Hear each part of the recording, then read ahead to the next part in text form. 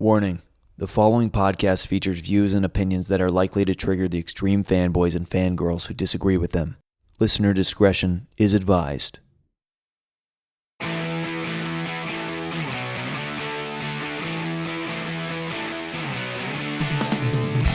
Welcome everybody to another episode, and this is an interesting one because we're going to talk about a trilogy. We're talking about one specifically, but you can't talk about D3, the Mighty Ducks, without talking about all the Mighty Ducks, and I don't want to talk about Mighty Ducks unless I'm talking about it with Hector Navarro. Oh, thank you so much, Billy. DC Daily, Hyper Heroes. Where are you not on the internet?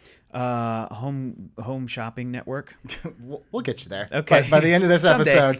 episode. So we're talking D3, the Mighty Ducks. Yeah. And that seems like, what? Why? Yeah, because why? I have said D3. Billy, why? Because D3 is the most intelligent, well-told story of the Mighty Ducks trilogy, which is absurd on paper. Yeah. But I told you because you were like, no, D2 is the best one. And I was like, please, I implore you to watch it again. Yeah. Without your nostalgia goggles on. Yep. It's tough, right? Yeah, it's not. Well, here's the deal. And I'm so happy to be here, and I'm so glad that you brought me onto this episode because I don't have strong feelings one way or the other about the Mighty Ducks. Okay. But as I was thinking about this, as I was thinking about the Mighty Ducks and what it means to me, I was thinking about what it meant to me as a kid. I definitely saw the three movies as a kid. But as I was watching this trilogy and really paying attention to, like, did I like this? Did I dislike it? I remember liking it. I remember being excited at the fact that the first movie came out, and then because it was a Disney movie, like, they bought or renamed a team in Anaheim, the Ducks, the Mighty Ducks, because of this kids movie. And like it became like a for real sports franchise. It's this Anaheim, Disneyland adjacent thing. And then the other thing too that I remember more than the films is that I became really attached to the very brief animated show. Oh, yeah. The Mighty Ducks. It was like 13 episodes. 13 episodes, maybe 26, but it's probably just 13 of the anthropomorphic ducks that were in another dimension where everybody was an anthropomorphic duck or animal, and they were a hockey team in Anaheim, but they also like fought crime and alien invaders and whatever bullcrap from like a ship that was shaped like a duck's bill. Like, I vaguely remember it, but I remember having a strong emotional attachment to it and liking that more than the kids' movies. I have an image of the ship in my head, but now I'm wondering, I'm like, wait, is that Darkwing Duck's jet? I'm like, or is it a Mighty Duck, or is it a DuckTales episode that I'm misremembering? There's lots of duck-based media in the 90s. I do remember the guy with the eye patch, though. Yeah, and I remember some of the voices. Remember that it was Ian Ziering as the voice of the main duck. 90210 alum. 90210 alum. Yeah. And I remember Brad Garrett from Everybody Loves Raymond then was the voice of like the big beefy duck who was like very peaceful and like zen and yoga duck. And I was into that, and I thought it was cool. And I bought action figures. Yeah. I was like all in on it. And then the show only lasted one season. So I remember having an emotional attachment to that. And the other thing I'll say is I remember as a kid, I was drawn to other sports sort of fantasy or sports coming of age movies. Namely, for me, The Sandlot is the best of all of this genre. Agreed. You know? And I think when you talk, so I'm glad you brought that up because I actually was going to say there was this period of the like big green, middle to late 90s where it was Air Bud, Angels in the Outfield, Little Big League, Rookie of the Year. God, what was the other one? Little Giants. Yeah, was a big one. I liked. Rick Moranis. Yep. So there was that like kids in sports, and I do think that like Sandlot, I almost don't even put in that category because it's a different. It's I hold it with such high esteem, such high regard. Yeah, it transcends the kids' sports movies. Just how like Princess Bride transcends romantic comedy. I'm like, well, it is that, but Princess Bride is like perfect. It's something like, so much more. Exactly. But Mighty Ducks, yes, on its face was just towards the beginning of actually the kids in the sports thing. It was basically a PG hockey remake of Bad News Bears, which a lot of these end up being anyway. That started the genre, but that resurgence in the 90s is what we were there for, and we saw all those movies. And the one, again, that I sort of remember and like the most is maybe Little Giants, but then definitely The Sandlot. That's the one. So, I remember seeing Mighty Ducks 1, 2, and 3. Right. And if I remember like I may have remembered the quality of all of them being about the same. They're not. They're not. But I remember just all kind of it blending together. Like, and as an adult, it's so wild to go back and rewatch these because I got a couple of takeaways. But namely, I don't know if I disagree with you with D3 being like the best made. Sure. I think that from a story standpoint, it is. It's tough because it's not believable after you see D2. It's not believable, but that's because D2 is so unbelievable, right? It's so crazy. And I know you have a take on that. You have a theory about that. Yes, I do. So I do want to say a couple episodes back, we had Chris Schrader on talking Prometheus, and he's from the Hey Do You Remember podcast. And that's really what actually got my brain starting because he made a comment and they did an episode just about D2. Yeah. And he made a comment and he's like, in comedy or in really any sort of storytelling, especially with sequels, there's this, this theory of heightening. You know, the sequel heightens. Right. He's like, the Mighty Ducks movies did it so backwards. And it's so funny because I was telling Joe Starr, I took him home today and we were talking, I said we were in this episode. Yeah. And I was like, we're talking D3. He's like, that's the one where they went to the Olympics, right? I was like, Nope. no, that's the second one. He's like, where do they go from there? And that's the problem. It's like you start the first movie and they're a Pee-wee hockey team. Yeah. The second movie, we are in an alternate universe where Pee-wee hockey is more popular than like the NFL. Because they get on the Wheaties box, dude. It becomes like a nationally cheered for event. And it's not even the Olympics, it was the Goodwill Games. Like the International Goodwill Games is what they called it. And I'm like, that's not the Olympics. There's no Olympics logo ever mentioned ever. There's no Olympics name. Right. It's this fictionalized like, well, we're just going to have this Pee-wee hockey team from the United States play a Pee-wee hockey team from Norway. And there's conceivably other countries also in the mix, but like they're going to get eliminated and we're never going to see them. By the way, it's like, oh, they're from Jamaica. Put them in tie-dye. Yeah. Oh, it's real bad. Yeah. And they introduced that kid from The Sandlot who played Benny the Jet Rodriguez. Right, Luis. In D2, he's Luis. Right. And when they introduce him in D2, they have like Spanish flavored music because he's from Miami.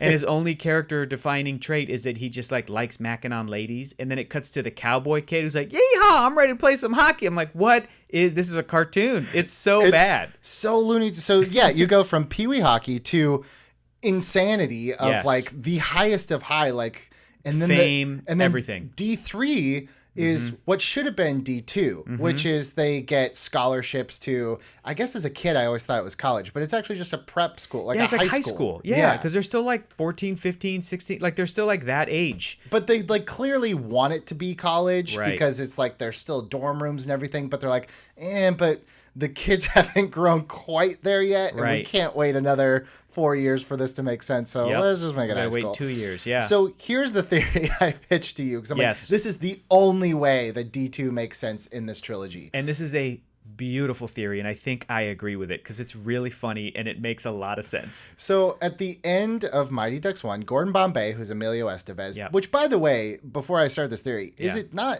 I never realized until these last rewatch.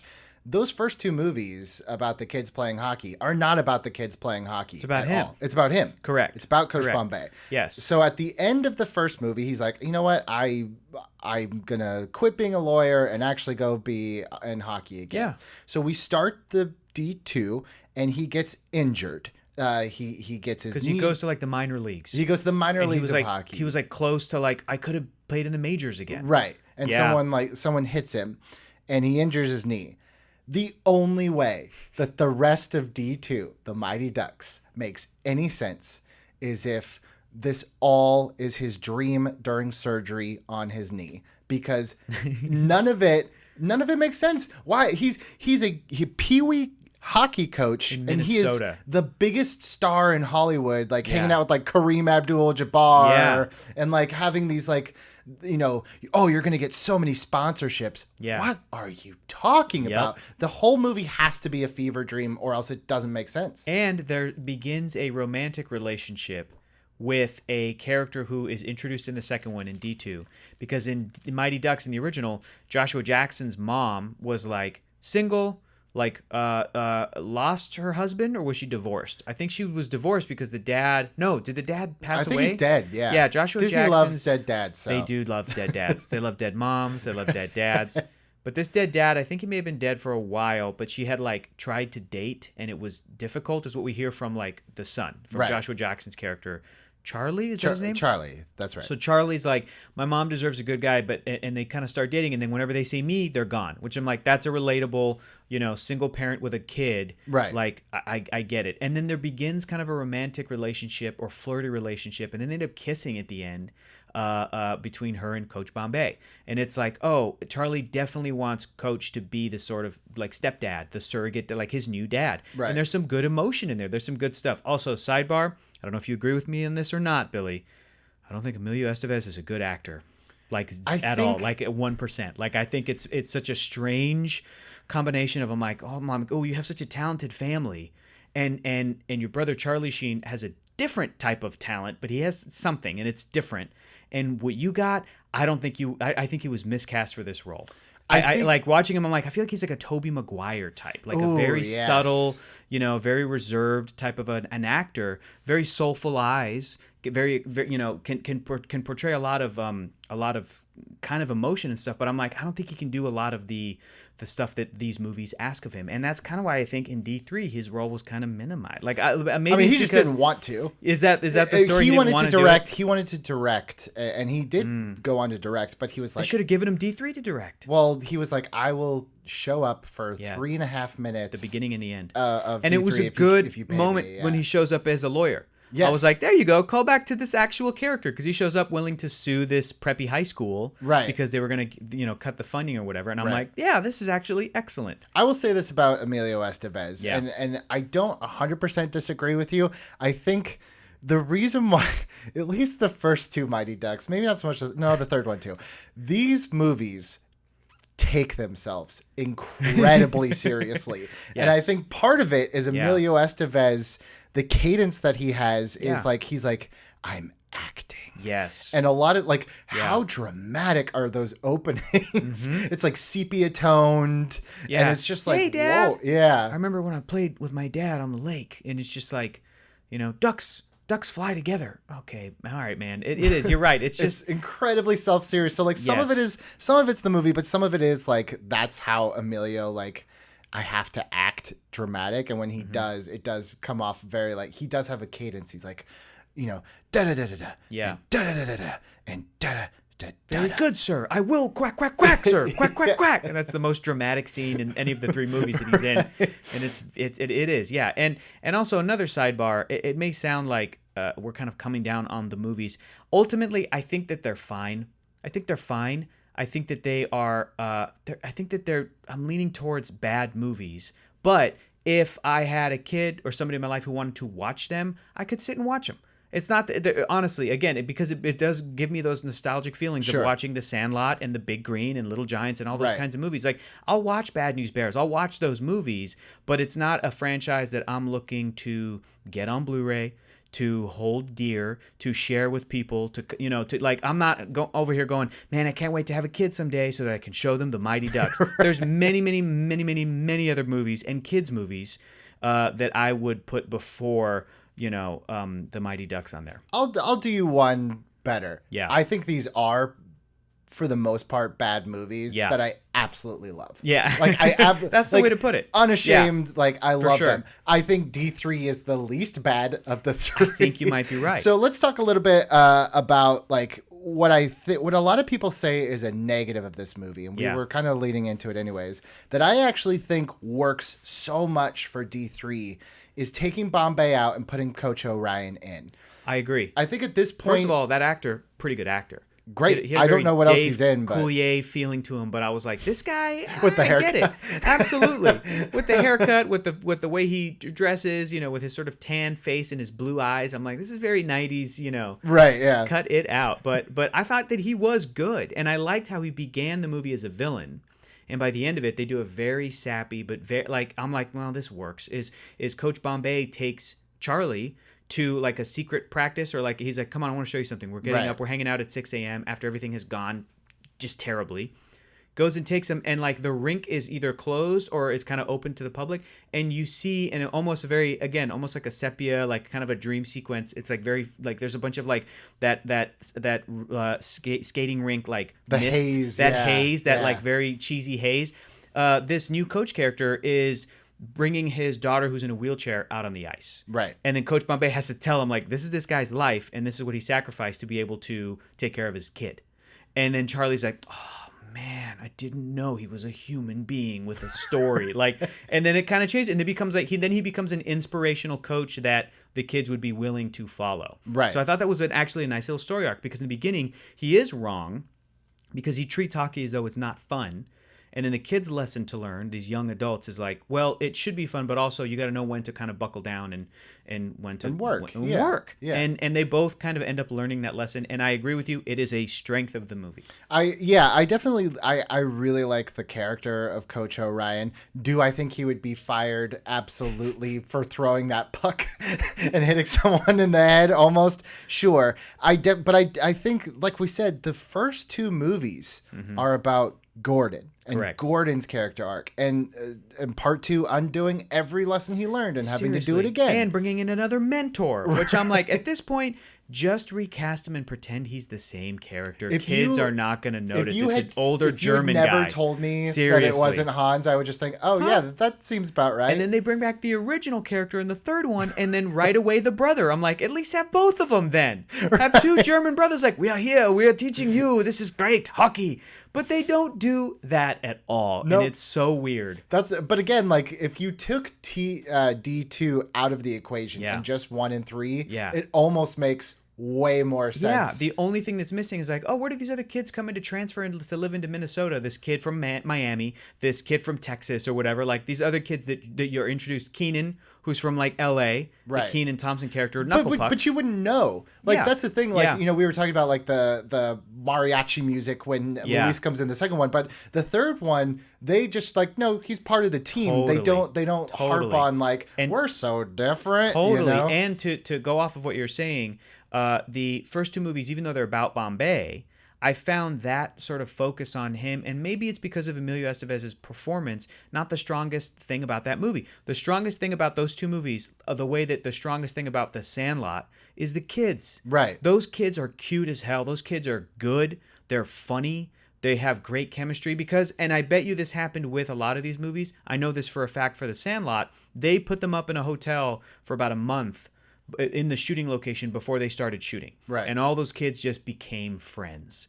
And it's like, that's how you do it. So that when they're filming them, they are those characters in a way. They are those friends, you know, and then it becomes a little bit of kind of wrangling them because it's like, action, okay, do your thing, and cut, guys, come on, guys, you know. And I feel like the chemistry between the teams in 1 and 2 and 3, in whatever location they're in, like the chemistry of the team is what works. Those kids are fun. They're fun to watch. Even Charlie Joshua Jackson, I'm like, he should really have been the emotional core of all of the movies to begin with. It seemed like that's where they were going. And that's where they're going with 3. Right. Which, by the way, there's a story on the Heavyweights Blu-ray that Judd Apatow tells that Sean Weiss, he plays Goldberg. Right. Basically, they were like, if you don't do heavyweights, you're not doing any Mighty Ducks Really? sequels. Because if you look back, both Karp, Goldberg, and then what would later become Russ, they're all in heavyweights together. That's true. So there was kind of like this Huskies fraternity that Disney had. Yeah. But what's weird is that Karp ends up being dropped.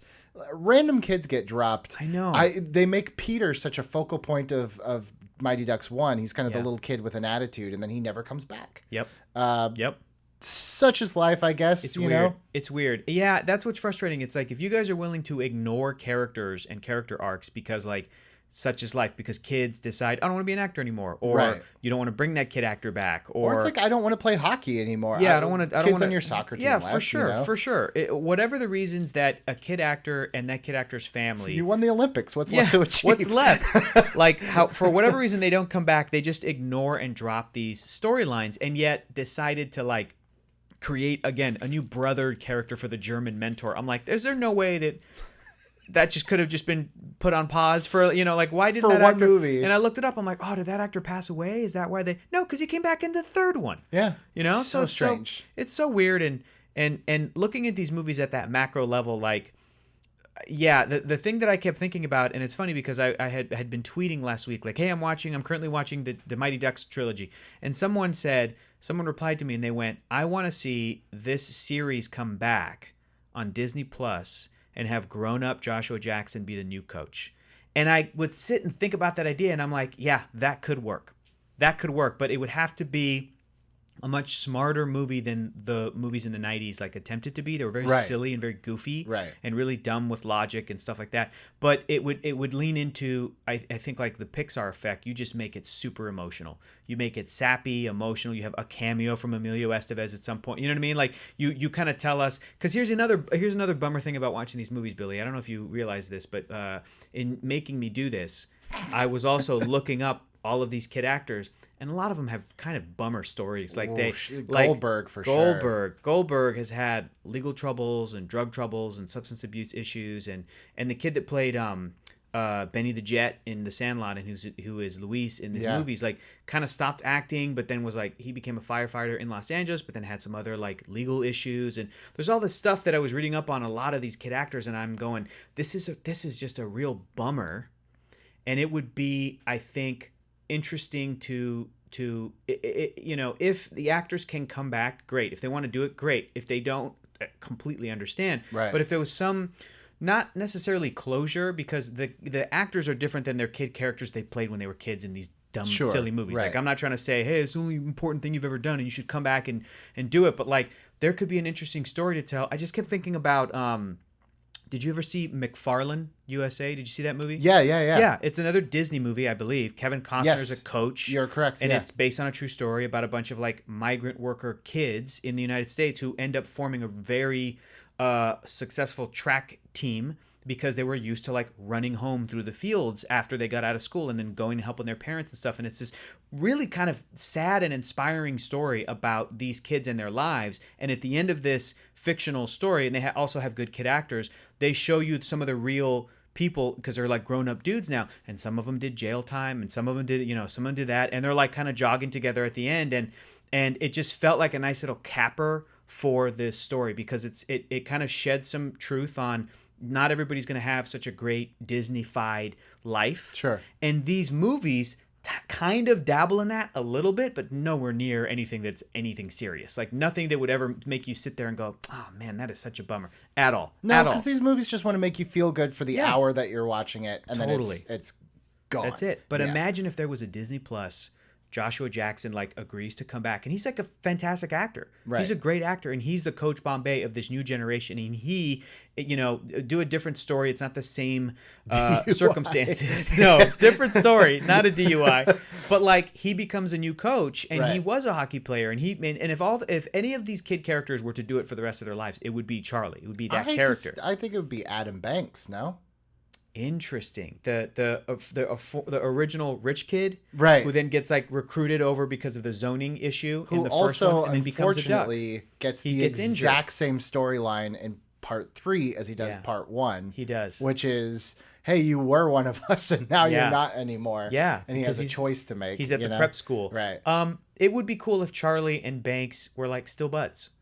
Like, it would be cool if I really do think that the third movie sets up Charlie to be the next coach. Yes. Because he had the coach moniker, the coach title in the first two, and he shows up to part 3, and the new actual adult coach is like, no, you're not like the team leader or whatever. Like, you're second string or whatever it is. And he has to kind of overcome that. And I feel like if he becomes the character who is the Bombay character who inspires a bunch of really cute and adorable and rambunctious kids, sure, you can use his adult version of his character to tell a story of like, well, what happened to your friends? And he holds up a photo and has a nostalgic, and they show clips of like the first 3 movies, and he's like, man, like, what, that was crazy. What a great time in my life. And here's what happened to this kid, and here's what happened to this kid, and maybe this person died, and maybe this person, something really tragic happened to them. So you don't kill another duck unless you can't bring Goldberg back. But I'm glad you brought up Charlie and the coaching thing, because a lot of people don't realize, after the first movie, the character that the studio wanted to drop was Charlie.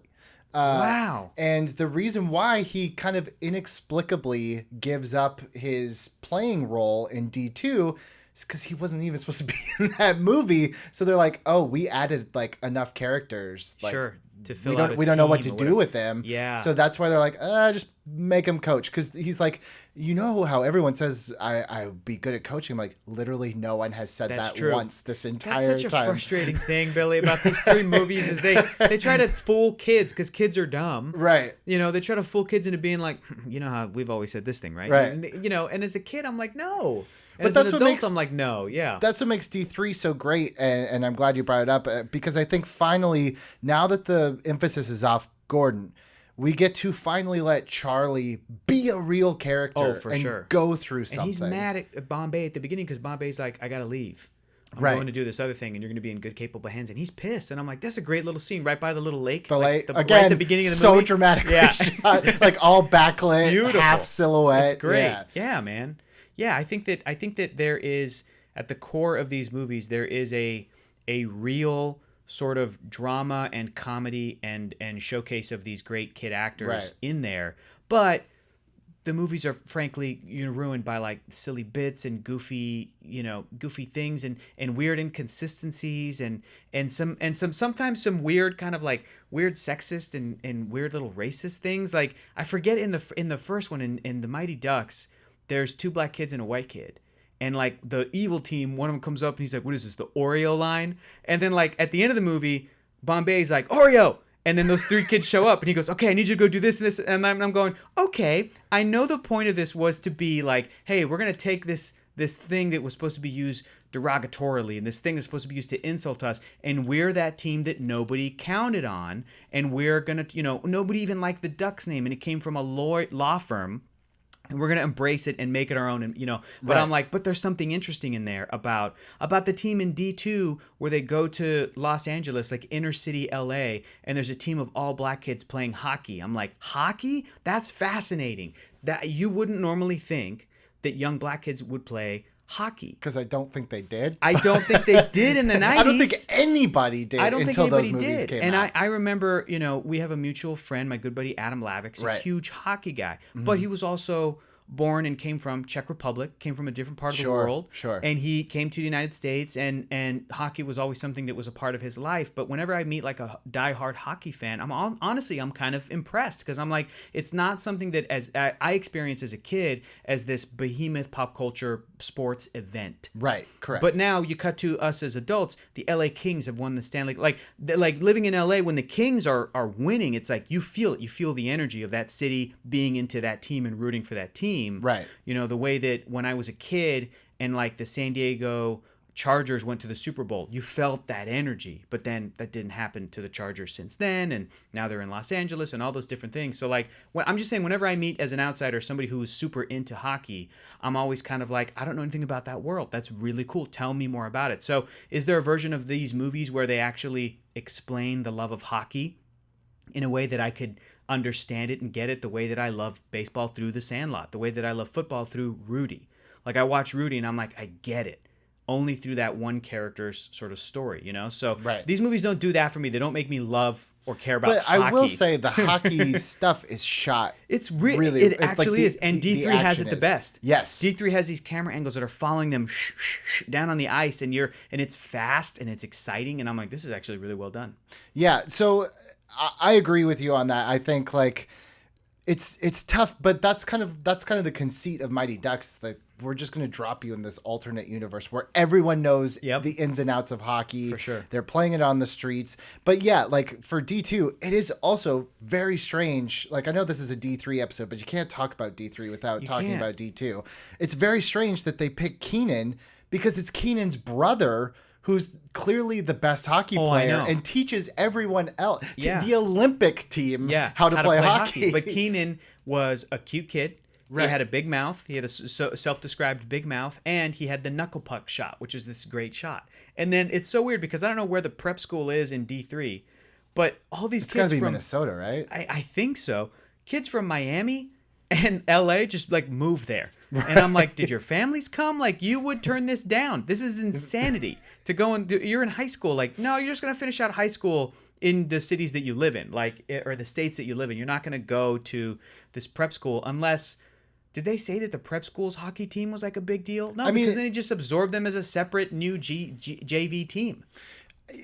It's got, again, this is where I say, like, I think they wanted it to be college, but the ages just didn't match up, and they were just I could see that.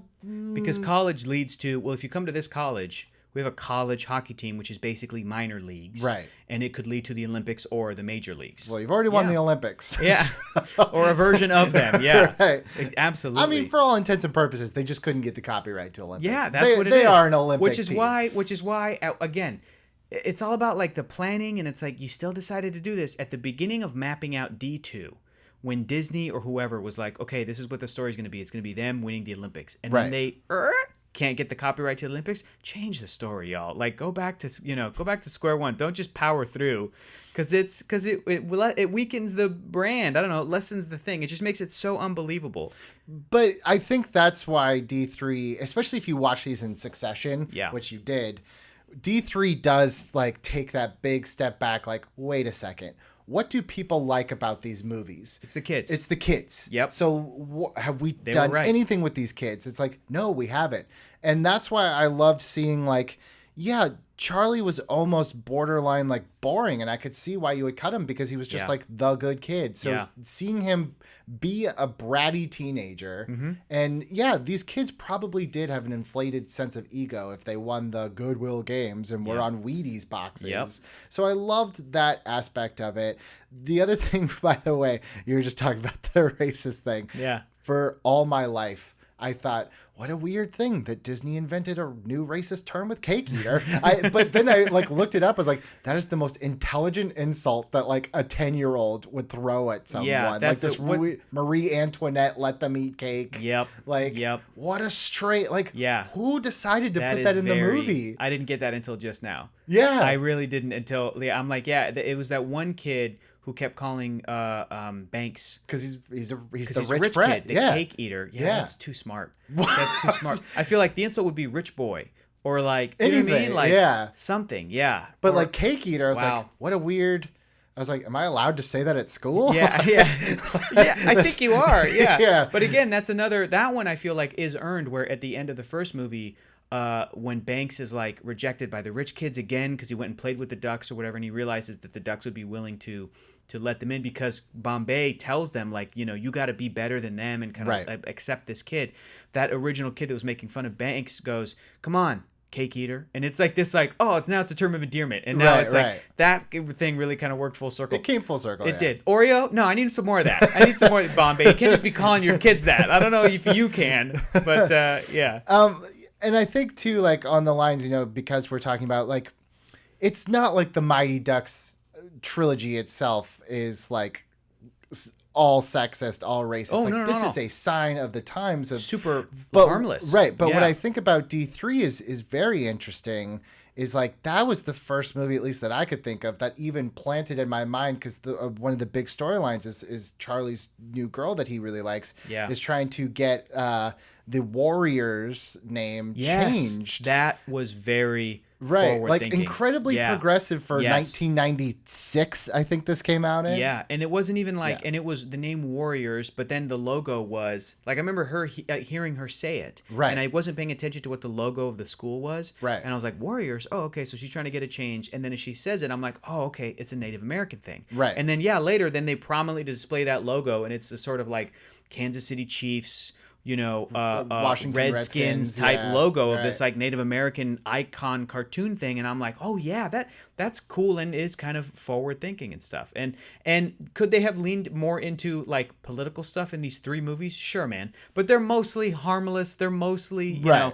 But even for a kid, like to put that in your head, like, oh, like I wouldn't even think that would. For sure. Especially in the 90s. For sure. I mean, this was a time when like the Cleveland Indians still had the big Indian on the hat. Oh, yeah, absolutely. So to put that in the movie. They slipped that in there, yeah. They slipped it in. Yeah, good for them. But also, too, it was like, it gave it a little bit more that game was more than just pride. Like, it gave it a little bit more weight, because Yeah. it is really hard when your last movie, I know we've been joking, but it is really hard to top the stakes of your last movie. Yep. Like, what's really on the line here besides pride? So you do have to kind of stack the deck, and the fact that they went with some like a social justice issue, I actually think it's kind of cool. Yeah, I agree. Because what else could you do? You know? It was cool to see the team go from Warriors to Ducks. Right. Because they were like the JV team, and like halfway through they decided to switch up the jerseys, right? That happens in the last game.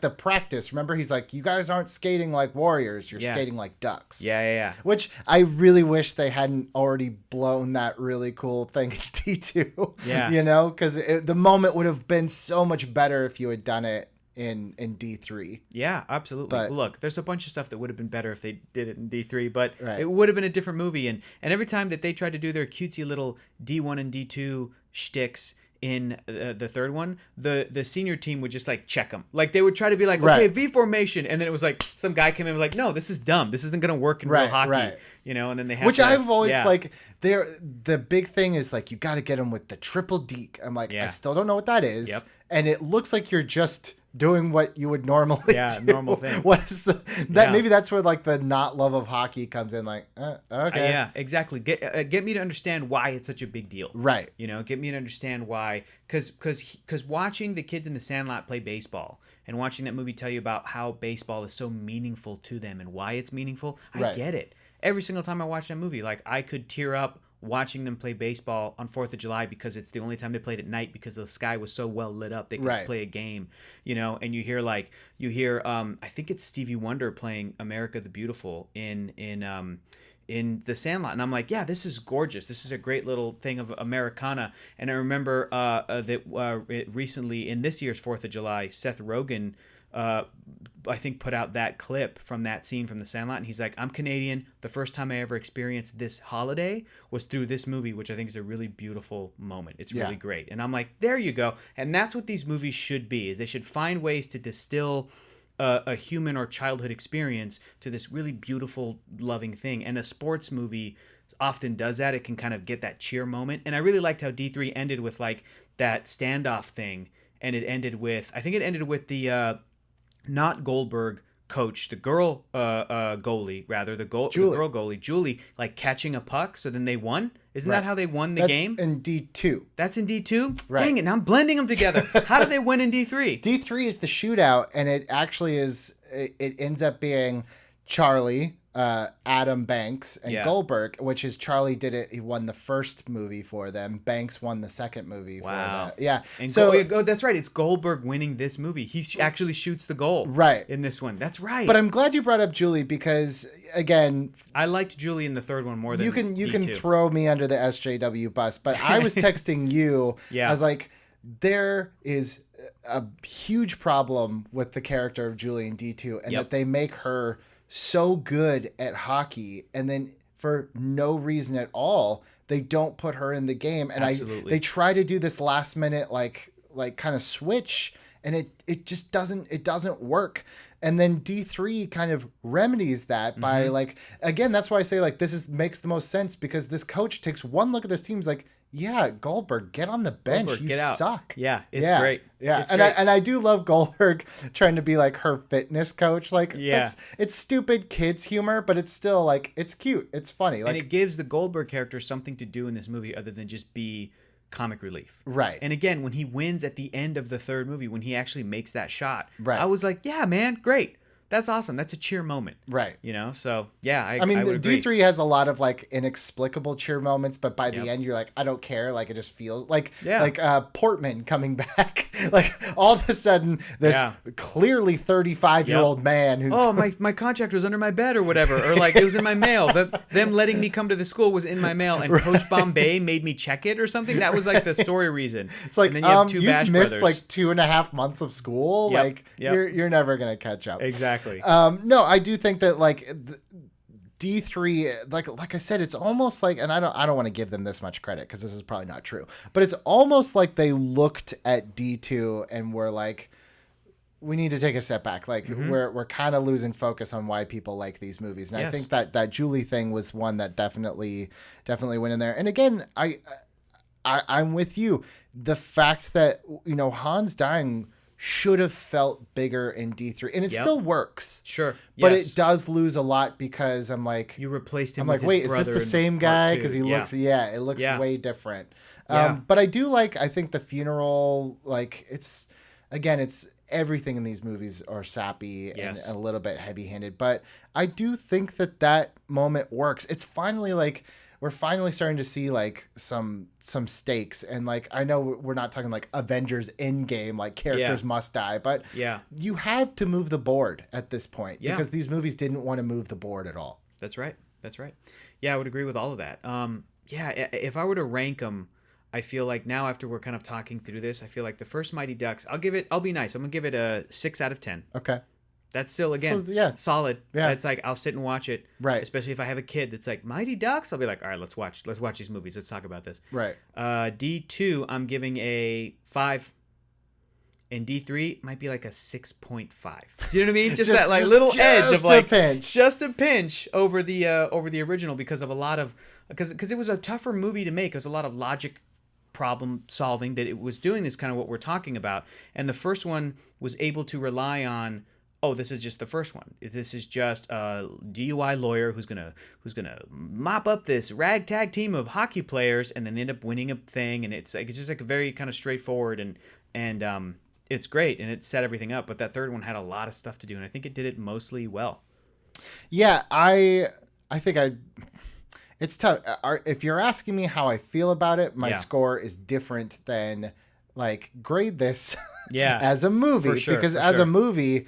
Wow, you actually probably gave all 3 of these movies higher scores than they actually deserve. I'm looking. While you were talking, I was looking up like the Rotten Tomatoes for Mighty Ducks 1. You can't do that. 23%. For sure. And audience is 65. So like these are the audience are the kids that are now grown up voting on the internet. That's what it is. The kids are, the audience are the people who watch these movies and care enough to go and vote on Rotten Tomatoes. There's What's interesting though is that Mighty Ducks 2 has 20% Rotten Tomatoes, but only 59 audience, which is still rotten. And when you ask people about Mighty Ducks, they always it's almost say, universally. But you know what? I'm glad you're doing this, Billy, because I think that you're right. I think that your theory of people might be misremembering these movies and it's just nostalgia goggles is absolutely right. The reason I think people say they like D2 the most is because that was when very noticeable changes happened. New characters were introduced, catchphrases were uttered, ridiculousness happened. So kids are, that's very memorable versus like, can you recall any of the lines that the limo driver said in the first one? No, you can't. And neither can you. Or his name. Or his name. You can't. But I know he was an actor from Lost, and that was cool to see him. I'm like, that's Mr. Smiley from Lost, and Mr. Friendly. That's great. But kids will be like, Bash Brothers, because they said that a lot. Right. Knuckle Puck, because they said that a lot. In coming out of D2. So I think that if adults or even kids today, I don't know, you can't ask kids. I'm not going to say I have a 7-year-old niece and she said that basically anything that was made before 2005 looks weird and she doesn't want it does look weird. I agree. It all looks very weird. I'm going to give an even crazier statement here because you're right. Nostalgia goggles blinds us from these movies. Sure. And especially on, like the colliders and screen junkies of the world, we talk about nostalgia goggles and how it ruins film. And I don't disagree with that. But I also think it's not evil to watch things with nostalgia. Like, nostalgia is not bad. No. It's like I'm not cake. asking you You can't eat it every meal. I'm not Martin Scorseseing this. I'm not asking you to hold these movies up to a higher standard. I'm not saying that. I'm just saying that especially, and I think it's fair to compare them with each other. Right. Because, what's bad about that? If I come in and I'm like, look, Taxi Driver, better movie than D3, The Mighty Ducks. Well, yeah, shut up, Hector. Nobody wants to hear that. But if I say D3 is better than D2, right, you shouldn't be like, no, man, you're crazy. It's like, stop. Right. Rewatch the movies.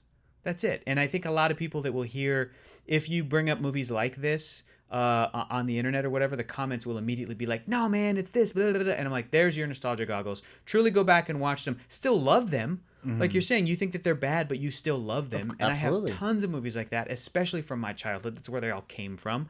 But be able to recognize, oh, I can see what like a screenwriter is doing here for this third one versus what they did for the second one. Oh, I can see what the directors are doing here for the action sequences versus what they did in the first one. And that's totally fair. And as long as you can acknowledge that, but still move forward and go, but I love them all. Right. Then I think that it will make you a kind of a more well-rounded and open-minded movie viewer. Right. You know? And I think the bummer to me about D3 is that a lot of people either didn't see it or just don't remember it. So Sure. when you talk about Mighty Ducks, you're right. It's all those D1 and 2. Here's the beauty of it.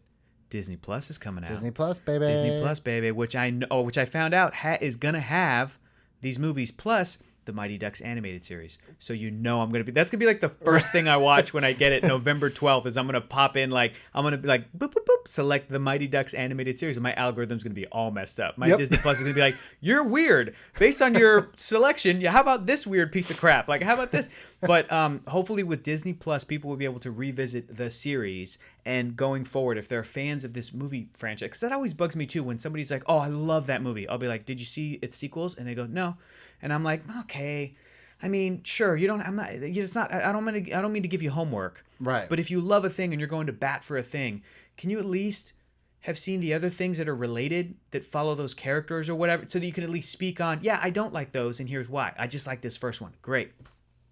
I know that as soon as I find a film that I love, I'll tend to want every piece of thing about it. Yeah. And I'll tend to want to watch it. And if anybody came in and was like, okay, did different people do a sequel? Is there a sequel? Is there a television series? Is there novels? Is there comic books? Whatever it is. Because most of the stuff that I like has that extra stuff. Because most of the stuff I like is science fiction or superhero stuff or fantasy stuff or whatever. So there's always that fun extra content. Right. And I'll want to get obsessed with the thing. So if you're going to go to bat for D2, just back your stuff up and have recently seen D3 The Mighty Ducks, so that when somebody comes at you, go, I don't know, you can be like, well, here's actually why I think D2 is better, and then I'll listen. And then you can also just be like, hey, stranger, why are you randomly asking me about Mighty Ducks? Yeah. Back off. That's weird.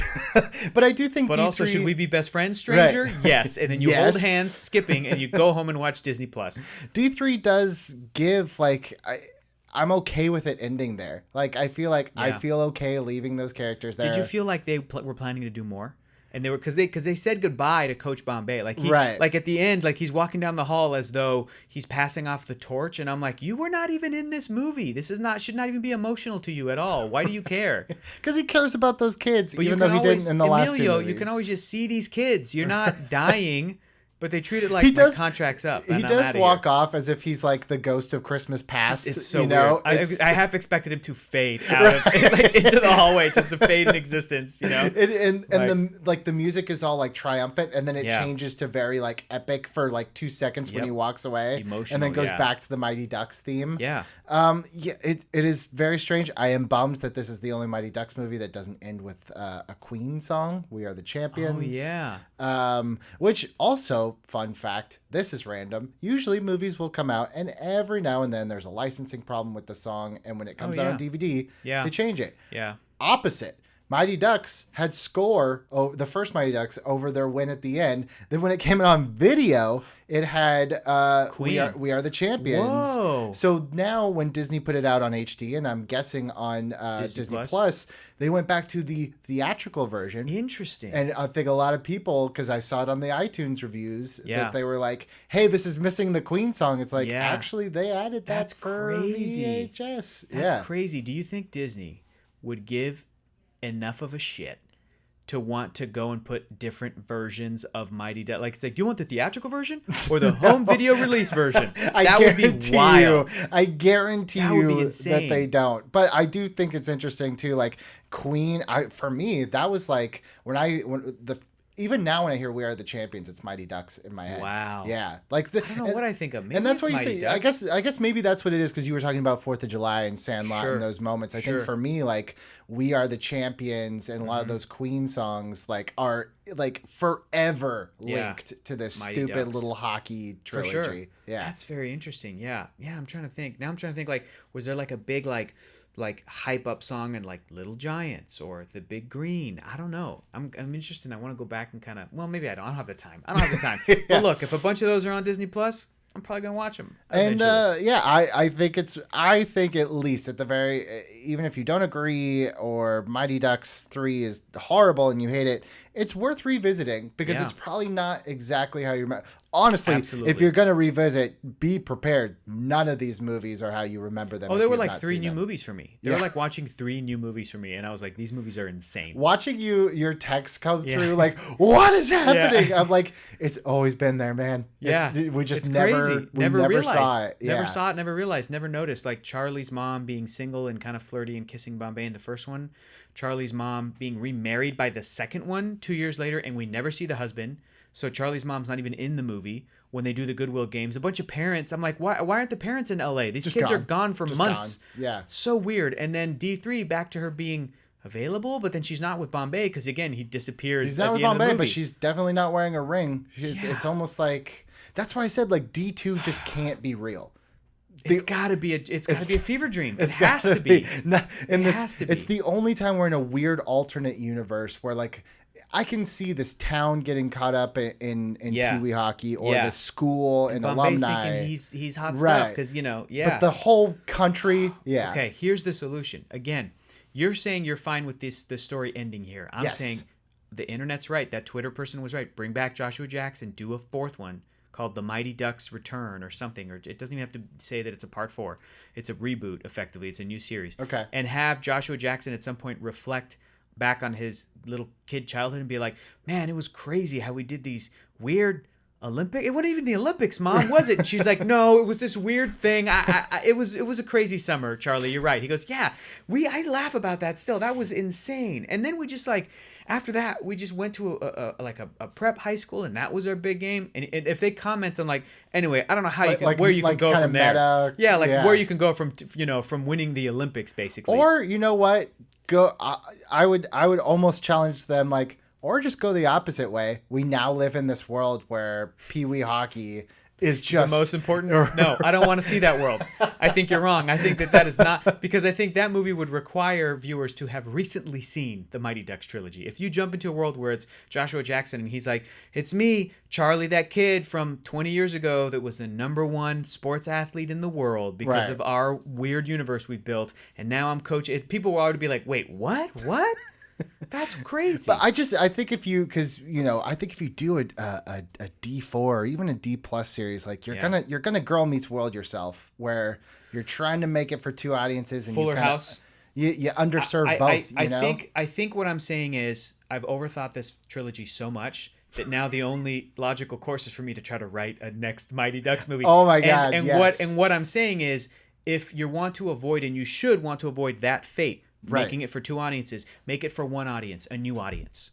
Make it for 1 audience, the new audience. But if you're going to make references and things, to go back and be like genuine about the emotion, but poke fun at it. That's what I'm saying. Have a meta joke of like, Mom, you remember when we basically won the Olympics? Where could we go from there? Like that would be funny to me. Right. And to just kind of skip past it and be like, yeah, that was me. And to not do something that's like the Disney Muppets, which I love, but a whole theme of that Muppets is like, can we be the Muppets again? Will people care about us? Mm-hmm. Don't do something like that. Do something about Charlie's character. It's Joshua Jackson. We're going to focus on him the way that the first movie focused on Bombay and his relationship with these kids. Something happened in his life, and now he needs these kids. He didn't realize he needed these kids, and now he gets them, and at the end, he has changed, and he's a better person, and he's happy. That's the movie. And if you want to do a thing where he reminisces about his old teammates, maybe bring a couple of them. Maybe if the actor who played Goldberg is like available and they have a great little moment for him, he's available. I'd love to see it. You know? And I mean that if any of those actors can come back and it's like a healthy, cool thing. Some of them went on to do Fulton was on Daredevil. Oh, for sure. And Marguerite, she was on Wet Hot American Summer. Exactly, yeah. Bring him back. Yeah, bring him back. They're working. And I looked at the kid actor who played Julie, the goalie. Yeah. And I was like, man, she looks like Ronda Rousey. Is it Ronda Rousey as a kid? No, it's not. No, I had to look it up. She was in Men in Black 2, though. Was she really? Yeah, when it was Now I just recently rewatched the first Men in Black, and it's like, to me, a near perfect film. and I've been meaning to go and do the sequels because I never saw International. So now I'm going to look for her in Men in Black 2. Is International bad? Oof, that is another episode, my friends. Really? That is the Men in Black sequels? It is. It is. The Men in Black International is the worst movie I've seen in like the last 10 years. Yeah. Worse than 2 and 3? I like 2 and I love 3. What? Yeah. Oh, yeah. okay. So you've gotten a sampling of my taste. Hopefully you guys have had as much fun as I have talking about this really strange, perfect little lightning in a bottle time of sports movies. And but I think they could do it again and better than ever before. I'm That's waiting. the hill I'm willing to die on, I guess. It's like, bring it back. Yeah. I'm waiting for your treatment for these D4. movies broke my brain that I'm like, I want somebody to sit down and seriously write out a great script. Like, I want like a great writer to be like, what do you want me to write? Okay, and come out with like a banger script, like just a great emotional thing. I think I could do it. I think I'm talking it's to him. me. Yeah, I think it's gonna be me. I think you just Man. pitched yourself the job. Oh, well, I don't know anything. I'm gonna have to learn about how to play hockey. Yeah, there's triple deeks, flying V's, knuckle pucks. You're done. What else do you need to know? Thank you so much, Hector, for joining me. This was a lot of you. fun. I'm glad you were able to make it. And thank you guys so much for listening. If you're driving, pull over and rate me on review on iTunes. If you're at your computer, just give it a second. So when people type in Billy Business, the first podcast that doesn't show up is that weird stock market one that we don't like. Thank you so much for listening. We are just about ready to wrap up the season, but before we do, next week's is going to be a fun one. I got Emma Fyffe coming in talking about the only Ghostbusters movie that I like, the 2016 one. Whoa! That one is going to be a fun, insane episode. So thank you so much, and I will see you guys next week.